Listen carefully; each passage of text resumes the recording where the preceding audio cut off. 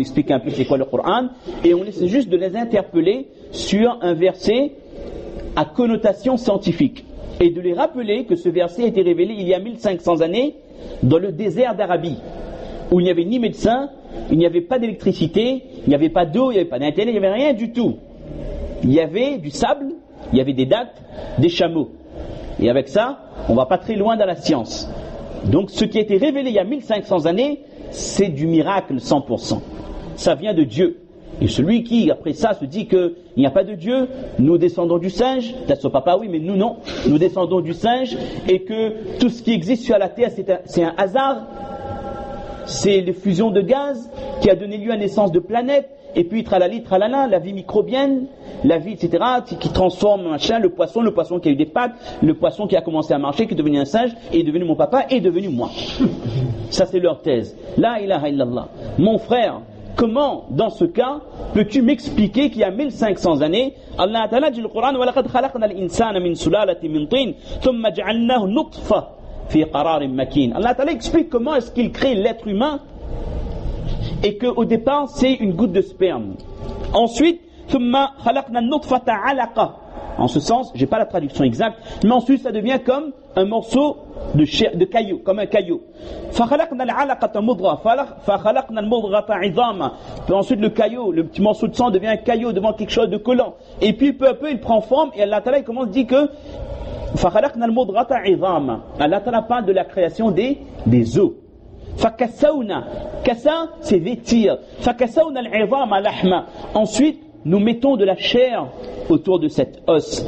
ثم أنشأناه خلقا آخر فتبارك الله الله أكبر فتبارك الله أحسن الخالقين. Allah Ta'ala explique comment il crée l'être humain. Mes chers frères, il y a 1500 années, qui pouvait savoir comment un embryon prend naissance, quelles sont les étapes de la création du fœtus jusqu'à ce qu'il devienne un être vivant avec un cœur qui commence à battre, l'âme qui est inspirée jusqu'à ce qu'il devienne un insan, un être vivant, et qu'Allah Ta'ala lui accorde la vie. Personne ne pouvait savoir. Ça fait partie des versets miraculeux qu'on lit également pour les touristes. Quand ils viennent visiter les mosquées, ça reste la da'wa, quand on explique tout ce qu'il y a autour, et puis on dit que voilà quelques versets du Coran, et parmi ces versets, ce ayah qui interpelle n'importe quelle personne. N'importe quelle personne intelligente et sensée qui est à la recherche de la vérité. Hadith ibn Mas'ud radiyallahu anhu, قال النبي صلى الله عليه وسلم إن خلق أحدكم يجمع في بطن أمه 40 يوما. Dit la création de chaque être humain se fait en espace de 40 jours. Ensuite, le prophète sallallahu alayhi wa sallam explique à peu près les mêmes étapes et à la fin il dit ثم يبعث إليه ملك فيؤمر بأربع كلمات.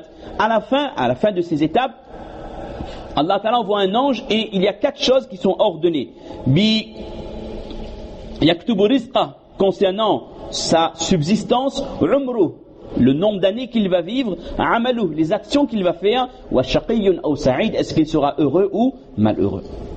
Et dans un autre hadith, il dit que l'ange demande à Allah, adhakarun am untha, oh Allah, est-ce que ce fœtus, qu'est-ce que tu m'ordonnes, oh Allah, ce sera un garçon ou une fille? Ashaqiyun am sa'id, ce qu'on avait dit, famal rizq, quelle sera sa subsistance, famal ajal, ya Allah, quelle sera son espérance, quelle sera sa vie? Et Allah Ta'ala, fayaqulu Allahu wa yaktubul malak, Allah donne les ordres et l'ange écrit tout ce qu'Allah Ta'ala a décidé. Et le prophète m'a dit que parmi les 5 choses qu'Allah seul sait, il y a 5 choses qui sont dans le ilm d'Allah Azza wa Jal, aucune créature ne sait, même pas un prophète, même pas un ange. La ya'lamu ma fi ghadan illa Allah. Personne ne sait ce qui va se passer demain. Et quand quelqu'un vous dit qu'avec sa boule de cristal, avec ce qu'il, toute cette belle histoire, qu'est-ce qui va se passer demain, ça c'est de la révélation satanique. C'est les shayatines qui montent aux cieux, qui écoutent, qui volent les nouvelles que les anges se transmettent volontairement, par la volonté d'Allah, et qui sont chassés des cieux. Ce qui fait que le marabout, le sorcier, le devin, il vient vous dire que voilà, il va vous arriver ça, il va vous arriver telle chose. C'est pas qu'il connaît l'invisible, c'est pas qu'il connaît ce qui va se passer demain, c'est qu'il a eu les nouvelles du ciel. Les nouvelles volées par les shayatines qui sont chassées par les anges. Mais Allah laisse les shayatines voler quelques nouvelles pour éprouver les gens. Qui va suivre ces personnes qui disent des paroles qu'ils ont volées, des paroles qui viennent des plus grands menteurs des shayatines, et qui va savoir que le prophète dit que n'allez pas voir ces gens-là, si vous y allez, vous êtes faqad kafara. vous avez fait le kouf, vous avez renié bima unzila ala Muhammad, vous avez refusé la révélation. Alors quelqu'un il fait ça, et quand il meurt en ayant kafara bima unzila ala Muhammad. Que la personne réalise bien. Quelqu'un va voir ce genre de personne et qui croit, c'est quelqu'un qui a refusé la révélation. Refusé tout. Quand il meurt dans cette situation qu'Allah nous protège et nous pardonne. Également, le prophète a dit que parmi les choses qu'Allah seul le sait, le verset d'aujourd'hui, Wala ya'lamu ma taghidul arhamu illa Allah, ce qu'il y a dans les matrices, et le verset qu'on n'a pas tout détaillé, combien cette grossesse va durer. Wama taghidul arhamu wama tazdad. Est-ce que c'est une grossesse qui aura moins de jours, moins de mois, ou alors ça va dépasser. Wala ya'lamu mata ya'ti al-mataru wahidun illa Allah. Allah seul sait quand la pluie aussi va tomber. C'est pas le météorologue. C'est pas en fonction des nuages, c'est Allah seul qui sait, c'est Allah seul qui l'ordonne, et personne ne sait bi ayyi ardin tamut, personne ne sait où il va mourir. Personne ne peut programmer, bon je vais là-bas, je vais mourir là-bas. Non. Wala ya'lamu mata taqumu as-sa'atu illa Allah, et bien sûr, personne ne sait quand aura lieu la fin du monde. Allah seul le sait. Non, Jibril alayhi salam était venu voir le prophète poser des questions. Hadith très connu. À la fin, il dit que dis-moi ce que tu sais à propos de la fin du monde. Le prophète me dit que celui qui demande ne connaît pas mieux que celui à qui on a posé la question. Masailu anhu a'lam min as-sa'il. Mal mas'oulu, jazakallah, mal mas'oulu a'lamu min as-sa'il. C'est-à-dire celui qui pose la question ne connaît pas plus que celui à qui a demandé. Et qui c'est qu'il y avait en face? L'ange Jibril. Et l'autre côté, An-Nabi sallallahu alayhi wa sallam. Meilleur des anges, meilleur des hommes. Personne ne sait. Allah seul sait quand aura lieu la fin du monde. Donc ces 5 choses-là, c'est dans la science de l'ilm d'Allah subhanahu wa ta'ala. Et Ibn Abbas, il a une autre interprétation également de Wama taghidul arham. La traduction qu'on a dit, c'est et combien la période de gestation de la matrice est écourtée. Quand c'est une grossesse qui ne va pas faire 9 mois, qui va faire moins. Et selon Ibn Abbas, Wama taghid, c'est yani as-saqtu. Si cette grossesse ne va pas terminer, si il y a un saqt, s'il y aura, on va dire une fausse couche, que l'enfant va descendre et qu'il ne va pas compléter.